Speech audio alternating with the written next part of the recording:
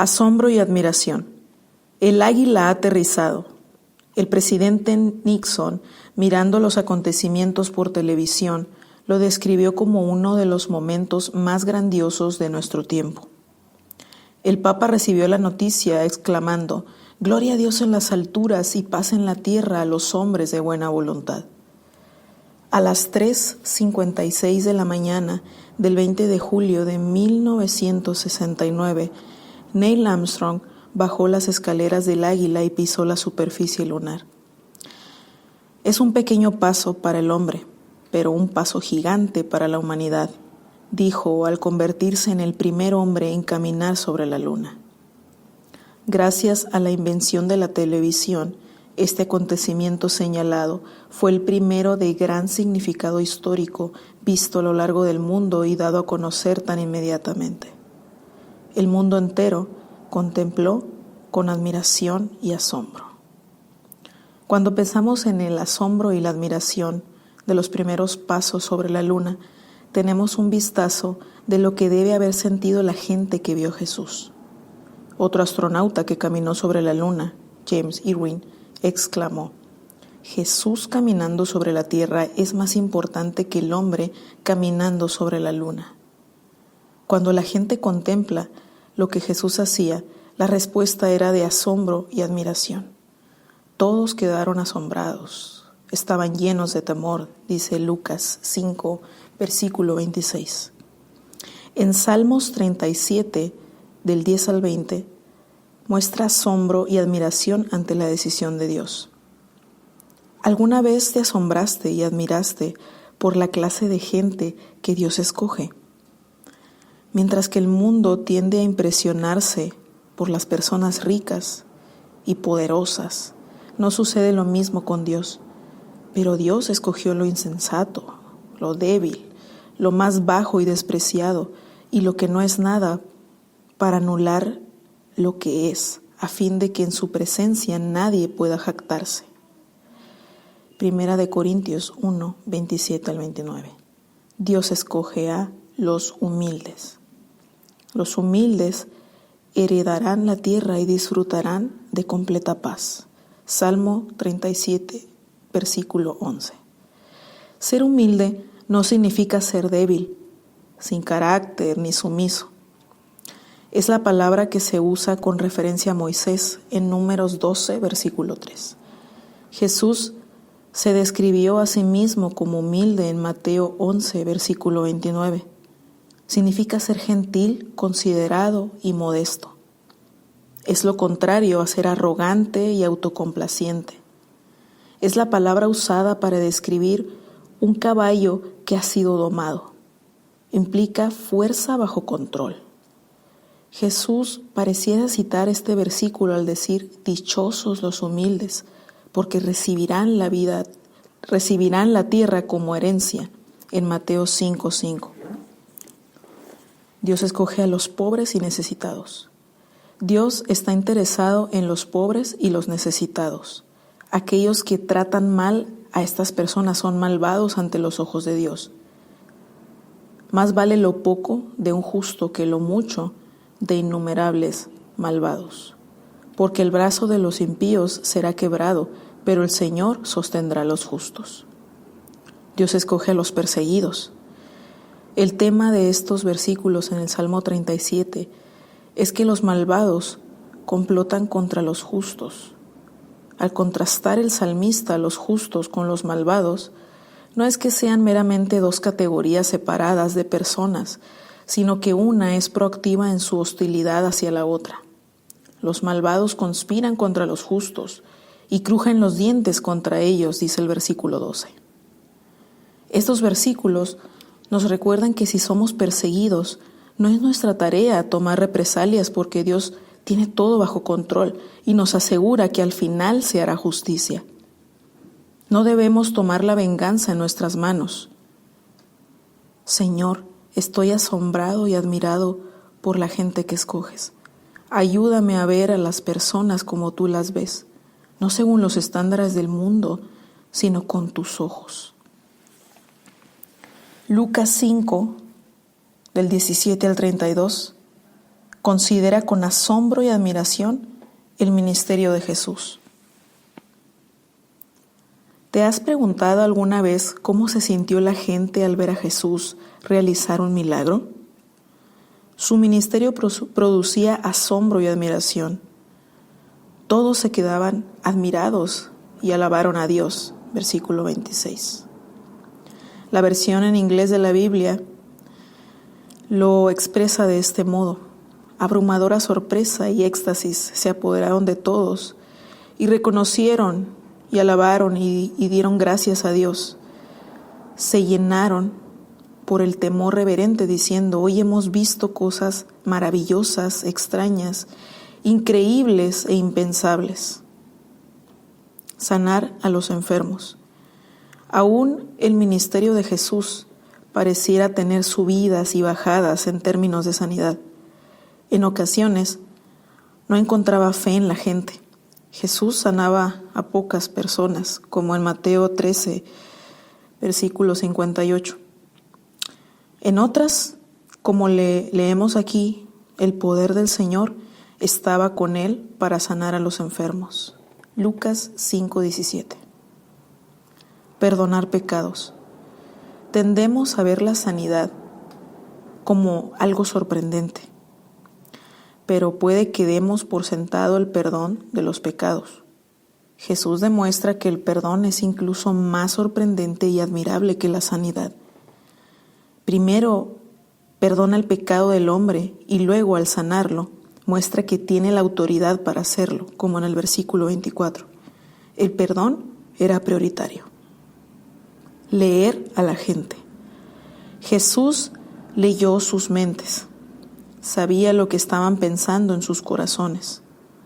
Perdonar a quienes han pecado contra otros es algo que solo Dios puede hacer. Cuando Jesús se atribuyó la autoridad para perdonar los pecados de aquellos que habían pecado contra otros, en sus corazones lo acusaron de blasfemia. ¿Quién puede perdonar pecados sino solo Dios? En cierto sentido tenían razón. Jesús reclamaba la autoridad de Dios para perdonar pecados. No es de sorprenderse que todos se quedaban admirados y alabaron a Dios y llenos de miedo dijeron: hoy hemos visto cosas maravillosas. Escoger marginados.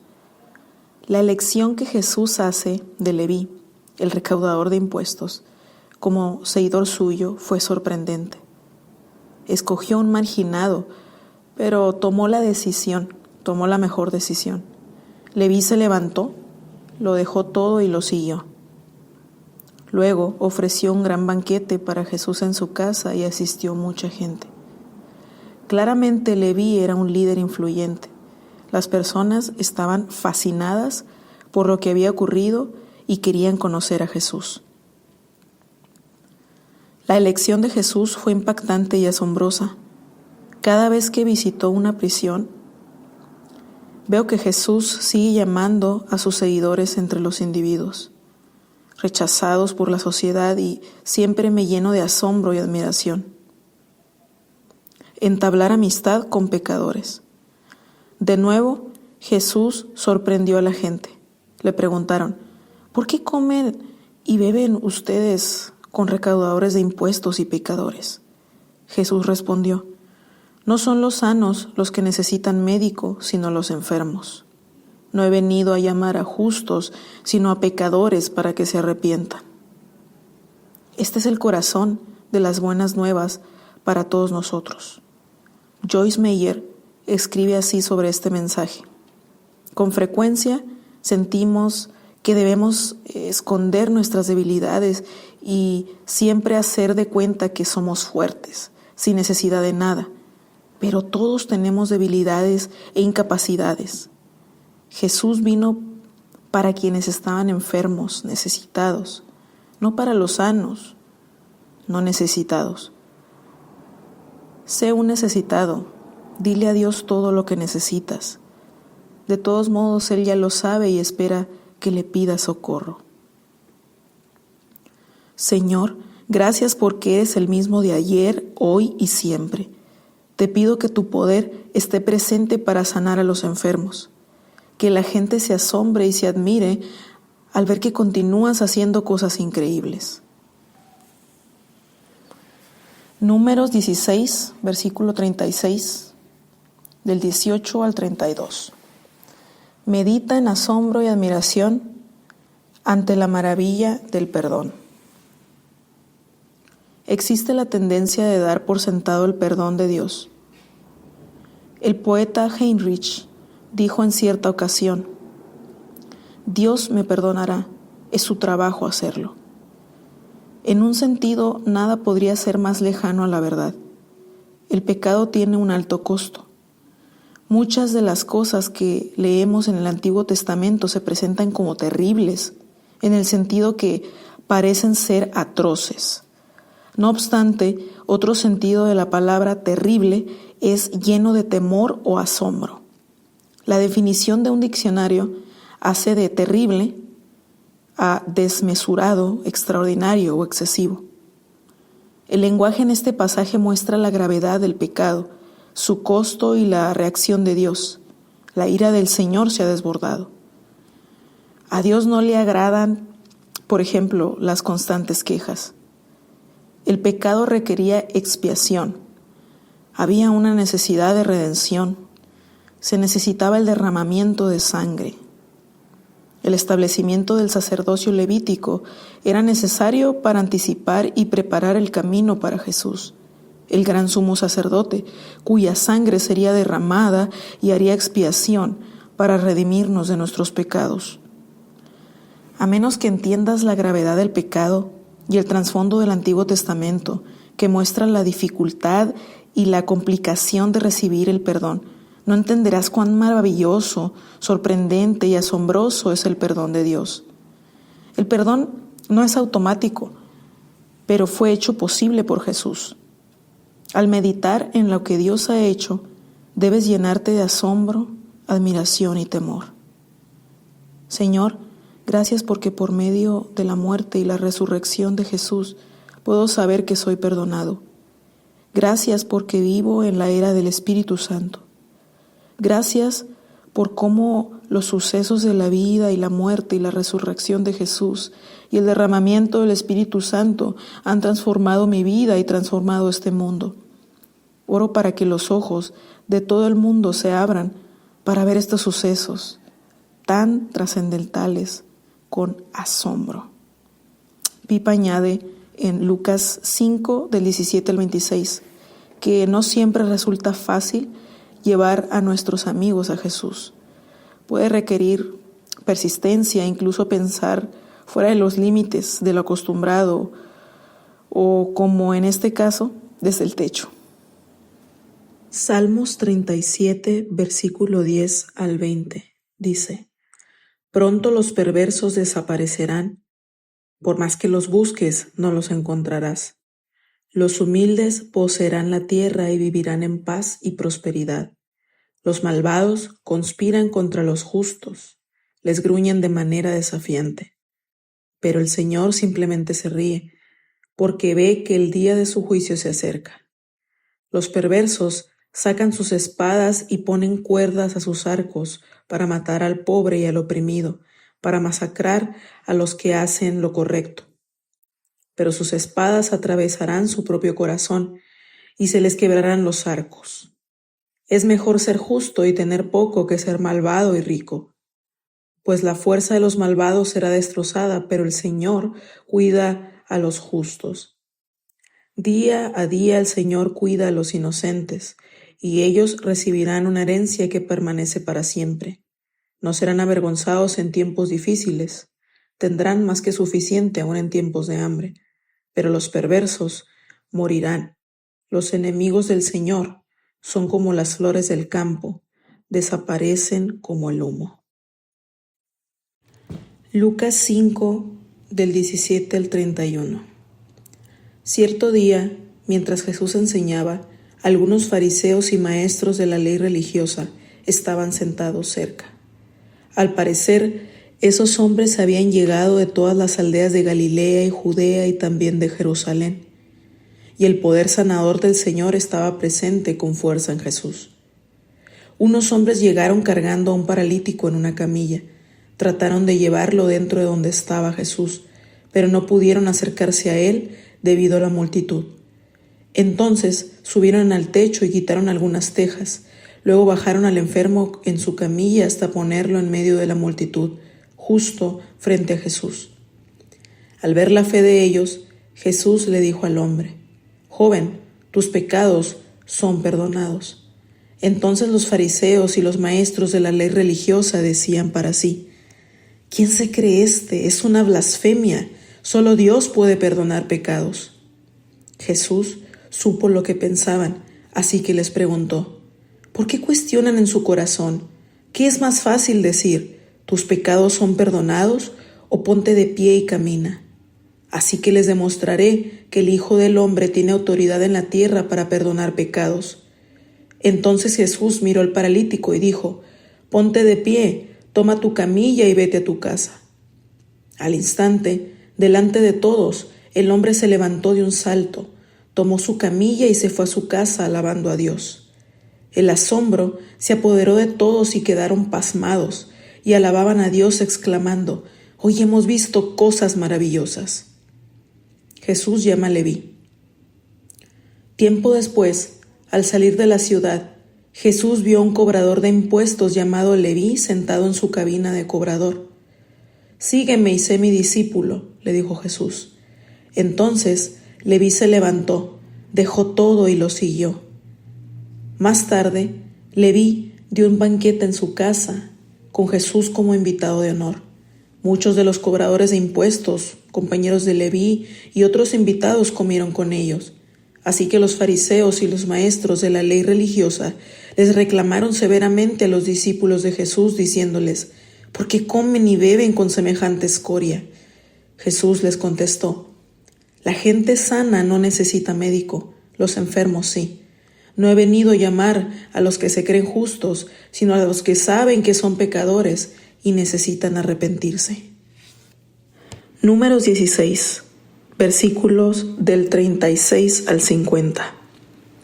El Señor le dijo a Moisés: «Dile a Eleazar, hijo del sacerdote Aarón, que saque todos los incensarios del fuego, porque son santos. También dile que esparza los carbones encendidos. Toma los incensarios de estos hombres que pecaron a costa de sus vidas, y de ese metal elabora láminas a martillo para recubrir el altar. Como estos incensarios se usaron en la presencia del Señor, ya son santos, que sirvan como advertencia al pueblo de Israel».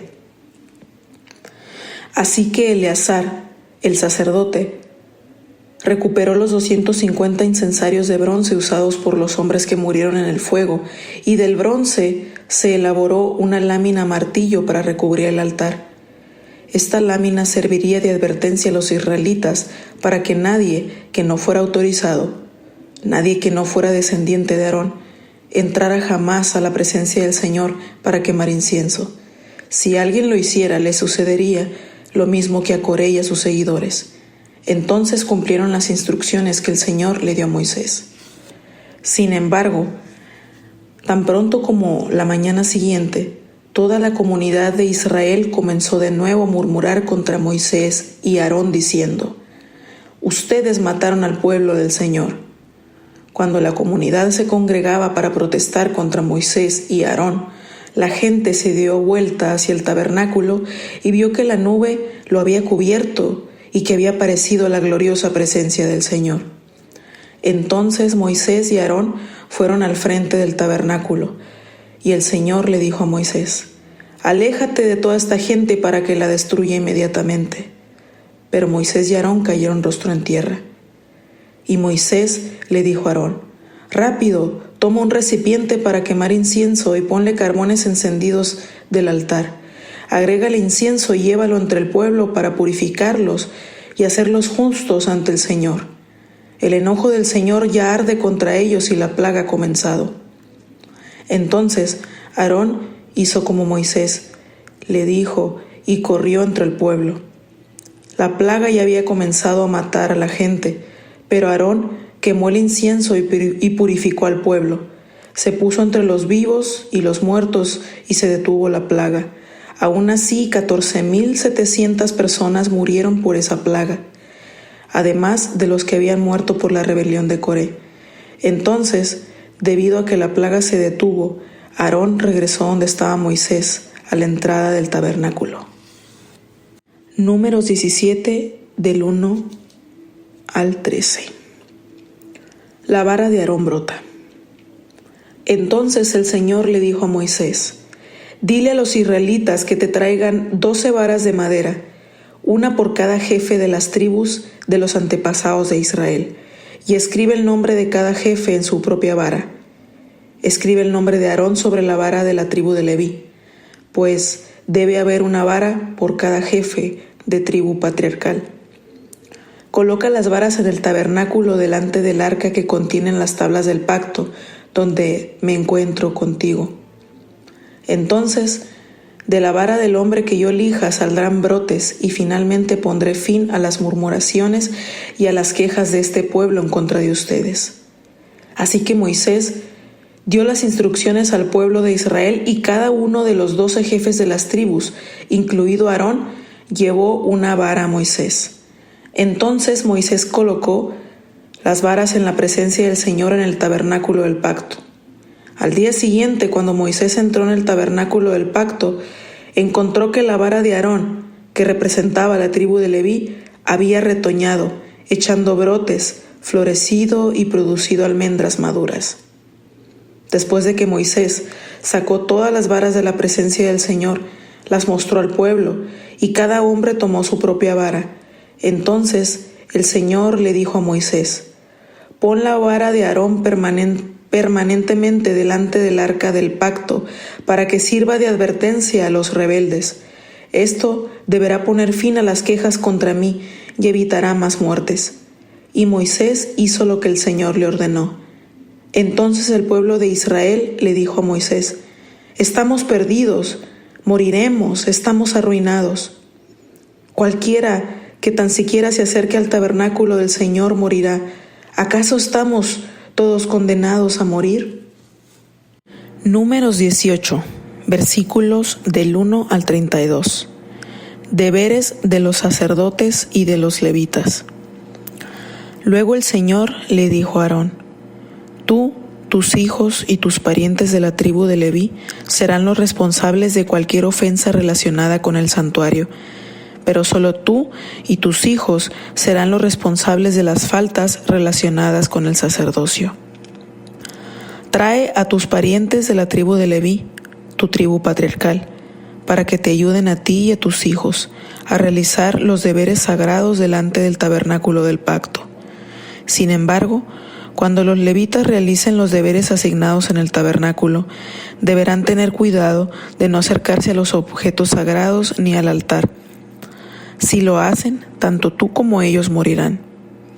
Los levitas te ayudarán con el cumplimiento de sus responsabilidades del cuidado y el mantenimiento del tabernáculo, pero no podrán ayudarte ninguna persona que no esté autorizada.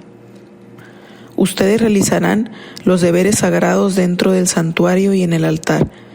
Si siguen estas instrucciones, el enojo del Señor nunca jamás se encenderá contra el pueblo de Israel. Yo mismo escogí a tus hermanos levitas de entre los israelitas para que sean tus ayudantes especiales.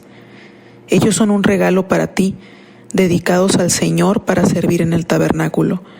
Pero tú y tus hijos, los sacerdotes, deben llevar a cabo personalmente todos los rituales sacerdotales relacionados con el altar y con todo lo que está detrás de la cortina interior. Yo te doy el sacerdocio como un privilegio de servicio. Cualquier persona que se acerque al santuario sin estar autorizada será ejecutada. Sustento para los sacerdotes y los levitas. El Señor le dio más instrucciones a Aarón. Yo mismo te he puesto a cargo de todas las ofrendas sagradas que me trae el pueblo de Israel. A ti y a tus hijos les he dado todas estas ofrendas consagradas como su porción perpetua. A ti te corresponde la porción de las ofrendas sumamente santas que no se queman en el fuego. Esta porción de todas las ofrendas sumamente santas que son las ofrendas de grano, las ofrendas por el pecado y las ofrendas por la culpa, serán sumamente santas y te pertenecen a ti y a tus hijos. La comerás como una ofrenda sumamente santa. Todo varón puede comer de ella y deben tratarla como sumamente santa. También te pertenecen todas las ofrendas sagradas y las ofrendas especiales que los israelitas me presenten al levantarlas ante el altar. Yo te las he dado a ti y a tus hijos e hijas como tu porción perpetua. Todo miembro de tu familia que esté ceremonialmente puro podrá comer de estas ofrendas. También te doy las ofrendas de la cosecha como el pueblo presenta, lo mejor del aceite de oliva y del vino nuevo y del grano. Todas las primeras cosechas de la tierra que el pueblo presente al Señor te pertenecen. Todo miembro de tu familia que esté ceremonialmente puro podrá comer de estos alimentos. Todo lo que en Israel haya sido consagrado especialmente para el Señor también te pertenece. Todo primer nacido, sea humano o animal, que se ofrece al Señor será tuyo, pero siempre tendrán que redimir a los primeros hijos varones y a las primeras crías de los animales ceremonialmente impuros. Los rescatarán al mes de haber nacido. El precio de rescate es 5 piezas de plata, calculado según el peso del ciclo del santuario, que equivale a 20 geras. Sin embargo, no podrás redimir a las primeras crías del ganado, de las ovejas o de las cabras. Estas están consagradas y han sido apartadas para el Señor. Rocía su sangre en el altar y quema su grasa como ofrenda especial de aroma agradable al Señor. La carne de estos animales será tuya, así como el pecho y el muslo derecho que se presentan al levantarlos como una ofrenda especial ante el altar. Así es, te doy todas estas ofrendas sagradas que el pueblo de Israel lleva al Señor. Son para ti y tus hijos e hijas, para que las coman como su porción perpetua. Este es un pacto eterno e inquebrantable entre tú y el Señor, y también se aplica a tus descendientes. El Señor le dijo a Aarón: ustedes, los sacerdotes, no recibirán ninguna asignación de tierra ni porción de terreno entre el pueblo de Israel. Yo soy tu porción y tu asignación. En cuanto a la tribu de Leví, tus parientes los recompensaré por su servicio en el tabernáculo. En lugar de una asignación de tierra, les daré los diezmos de toda la tierra de Israel. De ahora en adelante, ningún israelita, con excepción de los sacerdotes o los levitas, podrá acercarse al tabernáculo. Si alguien se acerca, será declarado culpable y morirá. Únicamente los levitas podrán servir en el tabernáculo y serán los responsables de toda ofensa cometida contra el tabernáculo. Esta es una ley perpetua para ustedes y tendrá que cumplirse de generación en generación. Los levitas no recibirán ninguna asignación de tierra entre los israelitas, porque yo les he dado los diezmos del pueblo de Israel que han sido entregados como ofrendas sagradas al Señor. Esta será la porción de los levitas. Por eso les he dicho que no recibirán ninguna asignación de tierra entre los israelitas. El Señor también le dijo a Moisés: da las siguientes instrucciones a los levitas: cuando reciban de los israelitas los diezmos que les he asignado como su porción, entreguen 1/10 parte de ellos, un diezmo de los diezmos, al Señor como ofrenda sagrada. El Señor contará esta ofrenda de ustedes como una ofrenda de cosecha, como si fuera el primer grano de su propio campo de trillar o el vino de su propio lagar. La 10ª parte de los diezmos que reciben de los israelitas tendrán que presentarla como ofrenda sagrada para el Señor. Esta es la porción sagrada del Señor y tienen que presentarla al sacerdote Aarón. De todas las ofrendas recibidas, asegúrense de dar lo mejor al Señor. Da también las siguientes instrucciones a los levitas. Cuando presenten la mejor parte como su ofrenda, esta será considerada como si viniera de su propio campo de trillar o de su lagar. Levitas, ustedes y sus familias podrán comer este alimento donde quieran, porque constituye su recompensa por servir en el tabernáculo. No serán considerados culpables por aceptar los diezmos ofrecidos al Señor, si dan la mejor porción a los sacerdotes. Sin embargo, tengan cuidado de no considerar las ofrendas sagradas del pueblo de Israel como si fueran algo ordinario. Si lo hacen, morirán.